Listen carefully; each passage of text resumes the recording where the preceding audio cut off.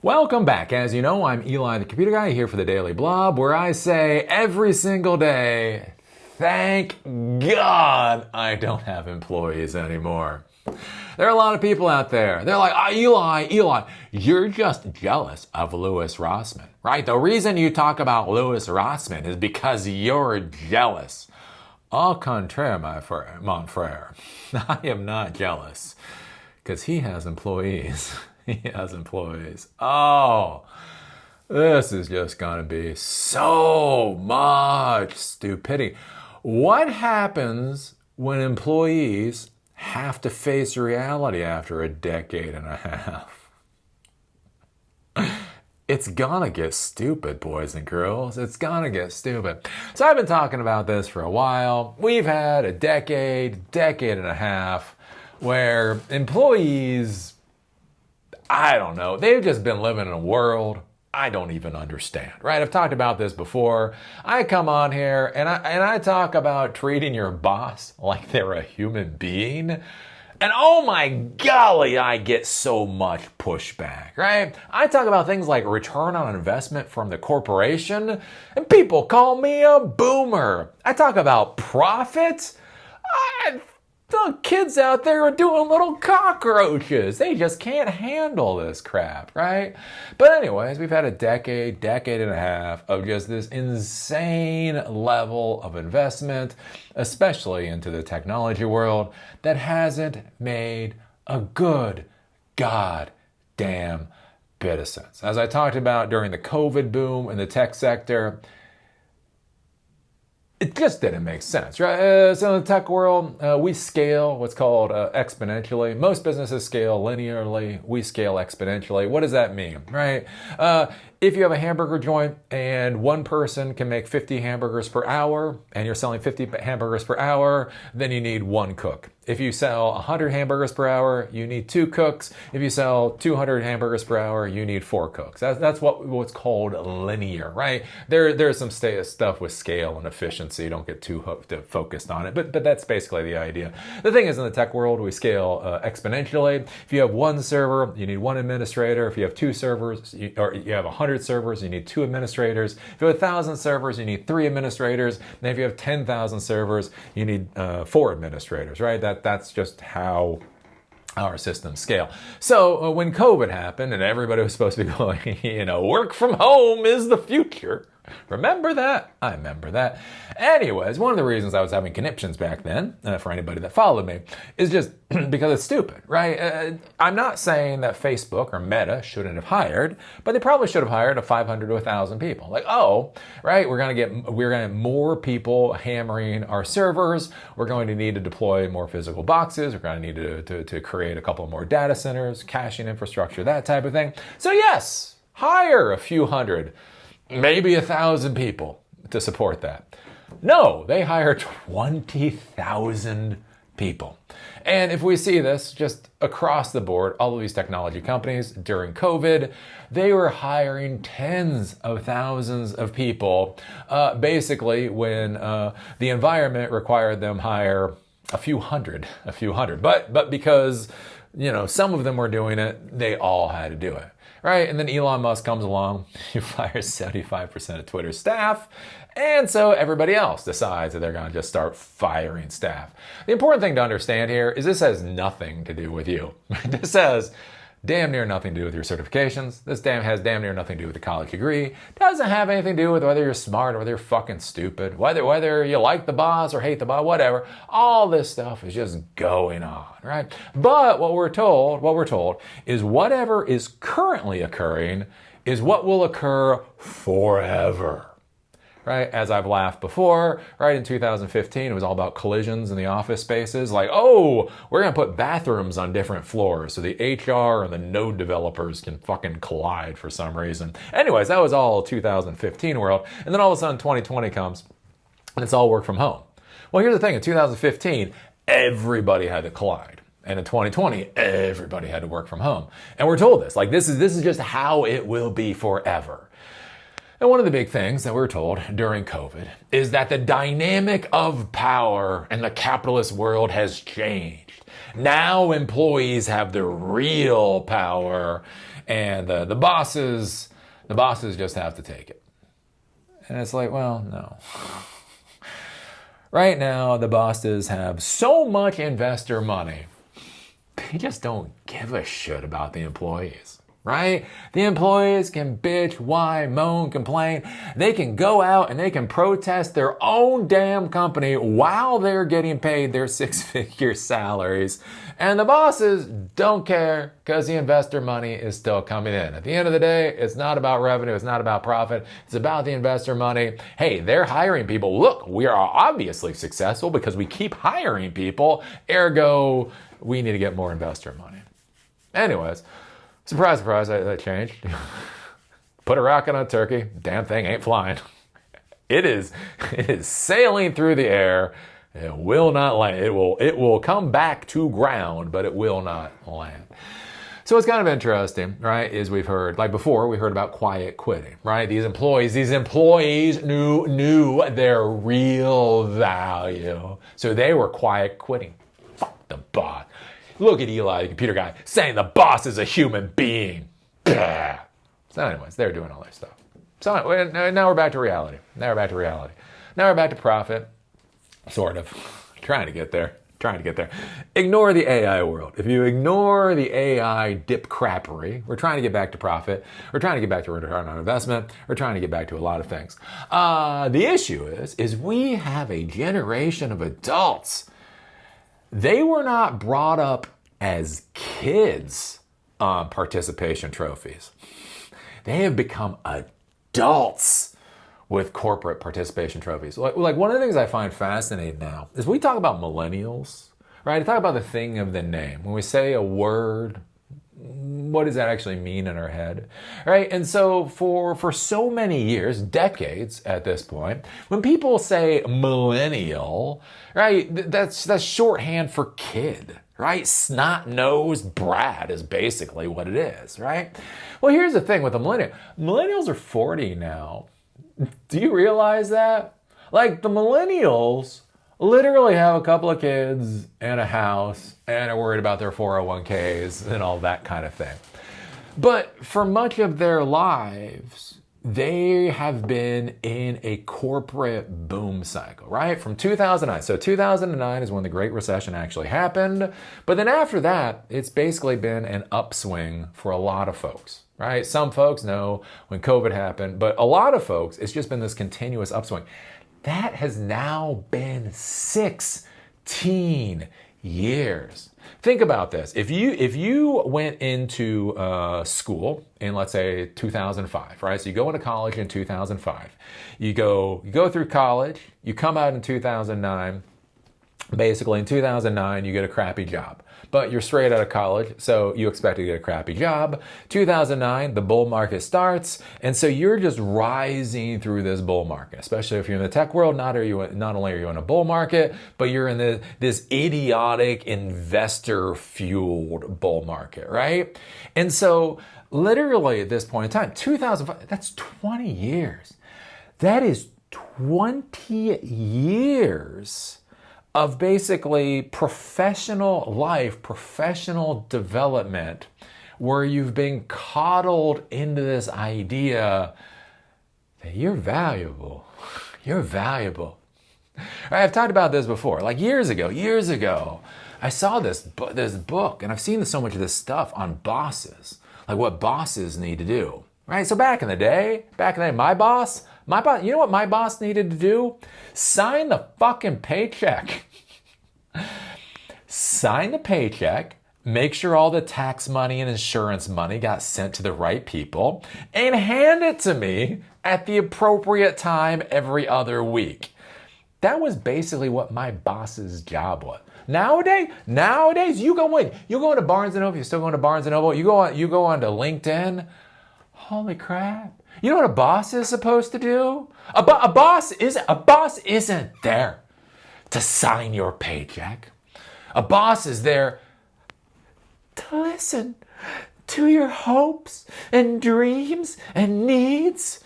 Your boss is there to inspire you into a brighter future. The boss is there to make sure that your environment is comfortable and nice. Right, there's this whole thing about what bosses are supposed to do anymore. God bless these bosses. God bless. If you are one of those bosses that can actually keep up with all of the requirements of being a boss in the modern world, my hat is off to you. This motherfucker, I couldn't do it. So anyways, the interesting thing, right, is that is all shattering. That is all shattering. It was stupid. It was stupid 15 years ago, stupid 10 years ago, stupid last year. But again, because of the economic cycle we're in, stupidity was allowed to continue. The issue is now you have a lot of employees basically finding out what reality is actually like. And it's kind of painful. It's kind of painful. And so that is where we apparently now have quiet cracking. This is awesome. I don't know, maybe I do want employees. It'd be so nice. Can you imagine? Imagine sitting there with your business buddies. You flip on the CCTV system. You just watch all of your employees have nervous breakdowns as you crack a beer. As you crack a beer. Ooh, look at that one. I think she's gonna cry. I think she's gonna cry. $5. She cries within the next 10 minutes. Oh, anyways. Yeah, so we have these employees nowadays that are staying with their jobs, and they're basically, quietly, psychologically falling the fuck apart. Oh, this is horrible. This is horrible. It's funny. It's hilarious. What is quiet cracking? Quiet cracking is when workers, quote, show up, they do their job, but they struggle in silence while they do it. No! Oh my God! You mean employees that do their fucking jobs in silence? No! Anyways, as Guillaume Petro put it in a recent interview with Business Insider, quote, what we've seen in the market more recently is that a lot of folks are actually staying with their current employers, but they're not actually thriving at work. Think about these words. Thriving at work. I don't know. Work is work. Work is work. This owes to the current job market, which has many workers avoiding leaving their jobs, even if they're unhappy in their roles because of economic uncertainty. Hiring is down and job switching is now worse for wage growth than sticking it out. Quote, a lot of folks actually feel stuck where they are, and it's not necessarily that they're making a choice around continuing to be there, but it's that they don't have other choices available to them that are better. The horror, the horror, the horror. What do you think is going to happen to these kids when they get laid off of their first pizza delivery job? I have that experience. Have I told you the story of when I had my military, my college degree, my MCSE, a whole bunch of certifications, and done $500,000 build outs, and I got laid off of a pizza delivery job? Have I told you that story before? These kids are so fucked. I think the funny thing about the young people nowadays is they think this is bad. They're like, oh my God, however will I make it through? They're like, oh, bucko, oh, bucko. You still have a long way to fall. Let's see here. The result is high employee disengagement and dissatisfaction, which can erode morale, hurt productivity, and contribute to burnout. Well, that'll be useful. If your employee burns out, might as well fire him. Well, I mean, we liked you, but you did burn out, so doors over there. Global employee engagement fell from 23% to 21% last year, an April Gallup report found. The report estimated that this cost the global economy about $438 billion in lost productivity. This is only the second time it's fallen in the past 12 years, the other being in 2020. Warning signs. Guillaume Petro says the signs of quiet cracking can look similar to indicators of burnout, though not necessarily as extreme. There can be physical physical manifestations, such as employees being sick, fatigued, or complaining of headaches more often than usual, performance-related signs can be less obvious. Quote, you might have a strong performer who's not delivering in the same way that you're used to seeing them deliver, Gempro said, or maybe a colleague who's usually upbeat and optimistic is noticeably much less so. It boils down to, quote, looking for changes in what you would see as typical behavior for folks on your team, he said. Quote, there was a lot of focus and attention on well-being coming out of the pandemic, especially with high turnover in most organizations, but as turnover has stabilized, there's been a focus on cost. Gempro said, quote, well-being may not be getting the attention it deserves in most organizations. Or it got way more attention than it deserved for the past 15 years, and now the turkey has to meet the earth again, and it's not going to be pretty. So this is going to be curious to see what's going on. I mean, as snarky and mean as I am, I might be a little mean. I might be a little mean with some of this stuff, only because I find it so funny. Right, when I got in the tech world, you know why I got in the tech world? I had bills to pay. I love that with the kids nowadays, with the young people nowadays. They're like, why should I even work? Why, if I'm not going to be respected in the workplace, why should I even work a job? And I don't understand. You know why I started working? To feed myself. To feed myself. True story. True. That's my actual lived experience. You know, the first place I lived, I literally moved out of the house when I was 17 years old, right? My mother was such an abusive, horrible piece of shit. I literally moved out of my house at 17 years old, got a full-time job, crammed into a row house with 6 other people. My first house when I was on my own was a row house with 6 other people shoved into it, which was a curious experience. My next one that I had for quite a while was literally the back of a garage that had basically been turned into a storage room. It didn't even have windows. Like, when I laugh at these brats out there, what I want you to understand is I was literally living in a room where it was a cement floor with basically business grade carpeting on top. No foam, just business grade carpeting on top. It was white walls. I had a door to the outside and a door that went to the kitchen, and that was the room that I rented. There were no fucking windows in the room, and that's where I lived. Right? But I think the interesting thing is, right, we have these kids nowadays, we have these young people nowadays, that literally, they are so privileged. They are so privileged, they do not see privilege, right? A fish does not see water. A man does not see manhood, and a kid doesn't see privilege in the modern world, right? They literally say things like, why should I bother to work? And they think that's the winning argument. And you're like, motherfucker, Jesus Christ, you're so fucking spoiled. That came out of your mouth anyway. But that's the reality that we're in. I think this is going to be curious for a lot of employers, like trying to figure out how do you keep your ship going in a direction when the expectations of your employees are so diametrically opposed to how a sane work environment actually functions. Right? We talk about that with expectations management. Right? Remember back in the day, expectations management for customers and clients.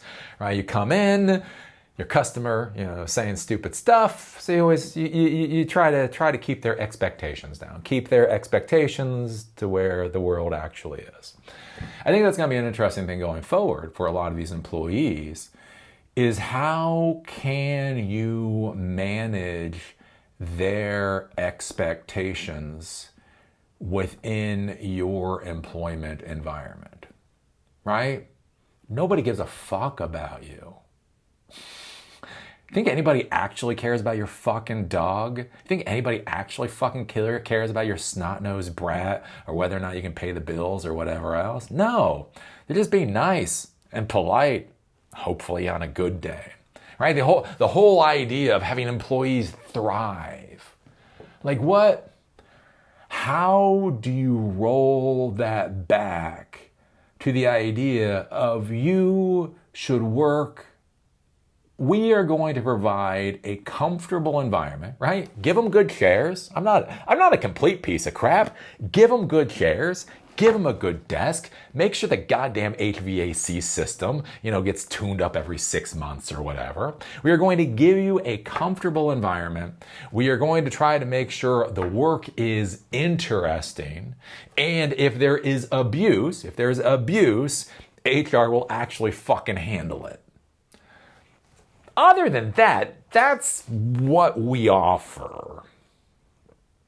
I think the curious thing to look at going forward is how can you change the employees' expectations to understand the real limitations to what bosses and organizations and companies can actually offer.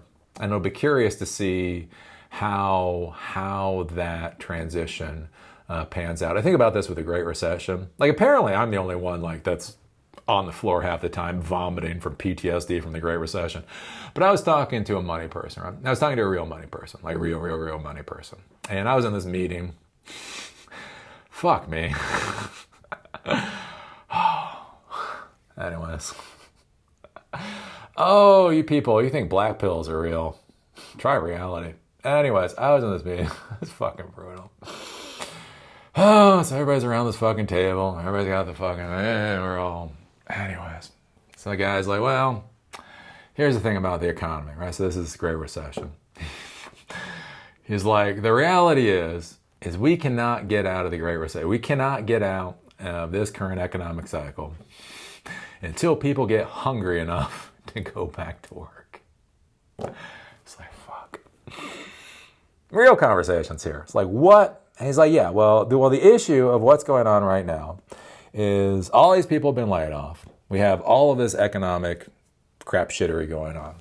But people still have their savings accounts. They still have ability to tap in their 401ks. They still have family members. They still have all of that kind of stuff, right? And so the issue is people have an expectation of what their work environment should be, and they have an expectation of what they should get paid.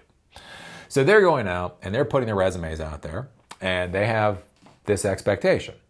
And here's the thing, this expectation has nothing to do with modern reality, right? 2 years ago, it was correct. It's no longer 2 years ago, right? It's now. So the problem is where their expectation is, where their demands are just too high for the market. It just doesn't work. And so the thing is, though, right, they're still going for that because that's what they think they're worth. That's what they think they're worth. And so they're not going to take less than they're worth. Come on, they ain't chumps, right? And so they're burning through their savings account and they're burning through their 401k and they're begging mommy and daddy, whoever else, for money because the idea is all I need is another month. All I need is another couple of months to land the job of where I should be at, and then everything else gets repaid. Well, basically what needs to happen is they need to bankrupt everybody that they love and care about so that there is no more money left. So that instead of targeting what they think they're worth, they start targeting what they can fucking actually get, right? They have to get hungry enough to accept the economic environment as it actually exists. And so what's going to be curious is how this transition is going to go, like right now, right? Because we're in an economic stupidity, kerfuffle, right? I mean, you look at what is it right now? Veggies are now up by like 48% in 1 month. Right, my wife and I are looking to move, right? We're looking at Miami, then we're looking at Tampa, maybe Austin. We'll be in Austin next week. Oh, this time next week, I'll be in Austin. Anyways, if you look at housing prices, every time you look at a nice house, right, it is down. They're down by like 10%. Like you look at what the current price is, and you look above, and it's just reduced by basically about 10%. And it still hasn't sold. It still hasn't sold. And so we have all of this economic stupidity going on, and nobody really wants to admit to it.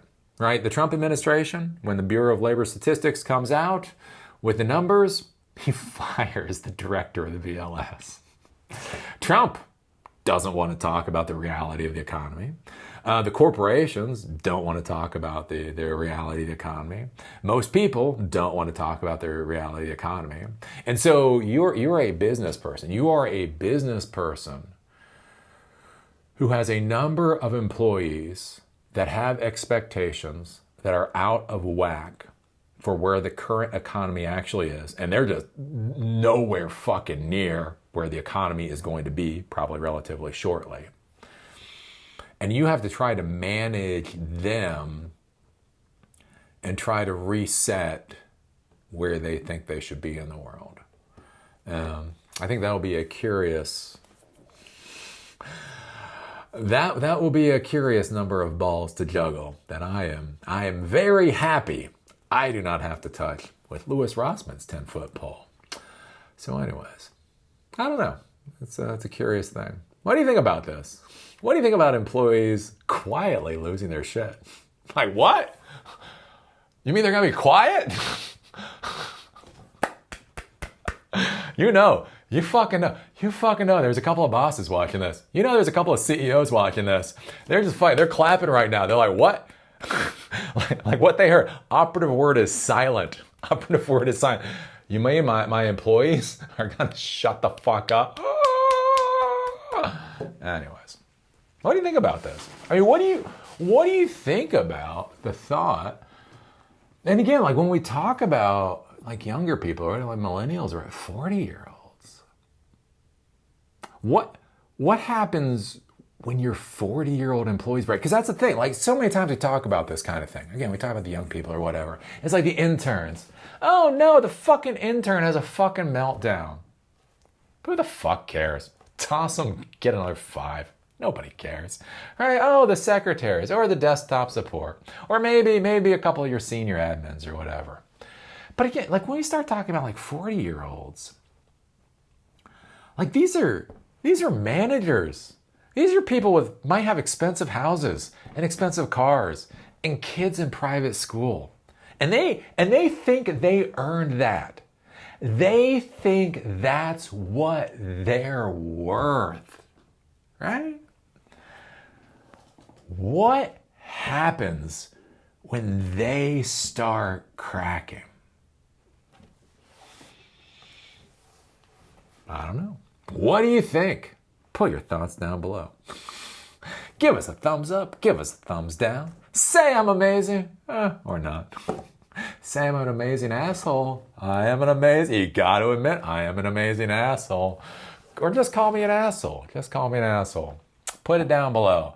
Do just remember, for any of those folks out there that are quiet cracking, right? Your boss might be having issues too. I think about that back when my wife was having breast cancer. And I was dealing with the breast cancer and I was dealing with my business. I had 2 or 3 employees at the time. I was doing something. And I remember one of my employees, like I just done something with my wife in a surgery. And then he was like, oh, when did she have cancer? And I just looked at him. I was like, what the fuck are you talking about? Do you know the reason I keep coming in late to the shop? Do you know the reason every once in a while I get a call and I have to run out of the shop? That's not so I can go on my fucking yacht and drink goddamn champagne all day, jackass. It's because, hey, my wife has cancer that I think she's gonna fucking die from, and I've got to balance a fucking business, a client list, employees, and that at the same time.